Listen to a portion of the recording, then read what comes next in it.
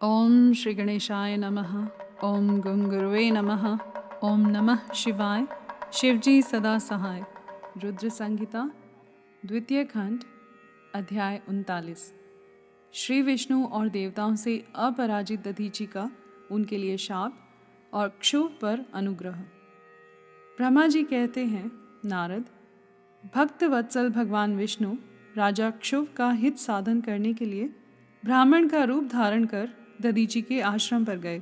वहाँ उन जगत गुरु श्री हरि ने शिव भक्त शिरोमणि ब्रह्म ऋषि दधीचि को प्रणाम करके क्षुभ के कार्य की सिद्धि के लिए उद्यत हो उनसे यह बात कही। श्री विष्णु बोले, भगवान शिव की आराधना में तत्पर रहने वाले अविनाशी ब्रह्म ऋषि दधीचि, मैं तुमसे एक वर मांगता हूँ, उसे तुम मुझे दे दो।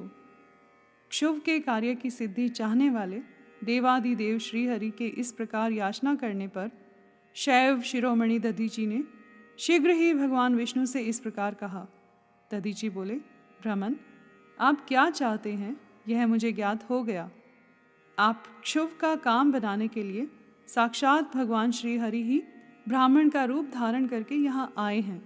इसमें संदेह नहीं कि आप पूरे मायावी हैं, किंतु देवेश जनार्दन, मुझे भगवान रुद्र की कृपा से भूत भविष्य और वर्तमान तीनों कालों का ज्ञान सदा ही बना रहता है। सुव्रत, मैं आपको जानता हूँ, आप पापहारी श्री हरि एवं विष्णु हैं।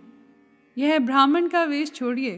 दुष्ट बुद्धि वाले राजा क्षुभ ने आपकी आराधना की है, इसीलिए आप यहाँ पधारे हैं। भगवान हरे, आपकी भक्त वत्सलता को भी मैं जानता हूँ।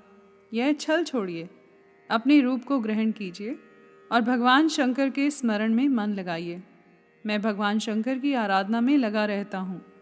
ऐसी दशा में भी यदि मुझसे किसी को भय हो तो आप उसे यत्नपूर्वक सत्य की शपथ के साथ कहिए।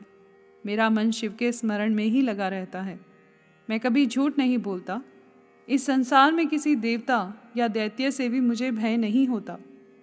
श्री विष्णु बोले, उत्तम व्रत का पालन करने वाले दधीचि, तुम्हारा भय सर्वथा नष्ट ही है, क्योंकि तुम शिव की आराधना में तत्पर रहते हो, इसीलिए सर्वज्ञ हो।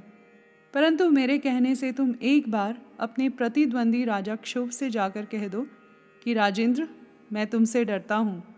भगवान विष्णु का यह वचन सुनकर भी शैव शिरोमणि महामुनि दधीचि निर्भय ही रहे और हंसकर बोले।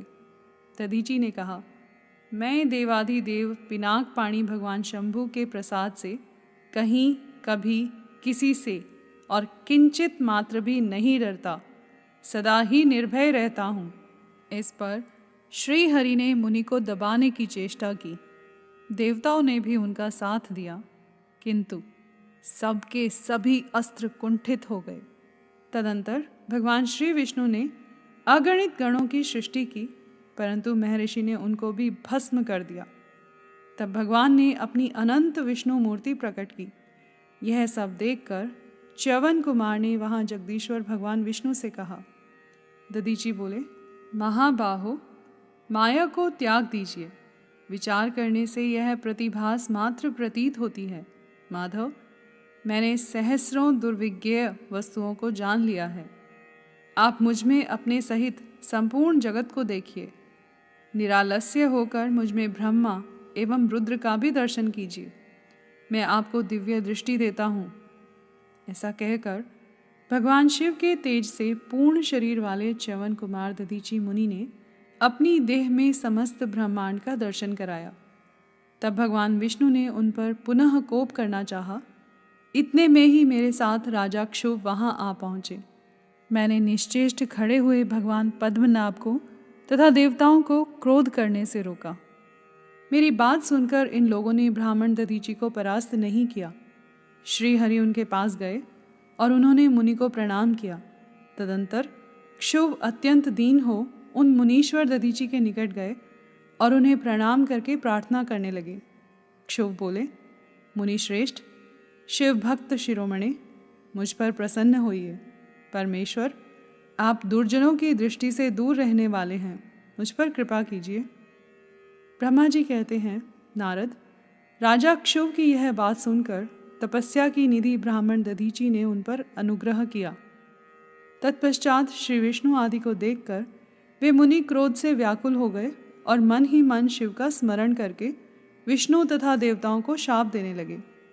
दधीचि ने कहा, देवराज इंद्र सहित देवताओं और मुनीश्वरों, तुम लोग रुद्र की क्रोधाग्नि से श्री विष्णु तथा अपने गणों सहित पराजित और ध्वस्त हो जाओ।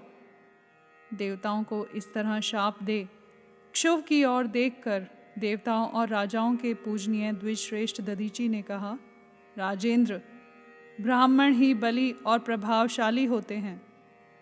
ऐसा स्पष्ट रूप से कहकर ब्राह्मण दधीचि अपने आश्रम में प्रविष्ट हो गए।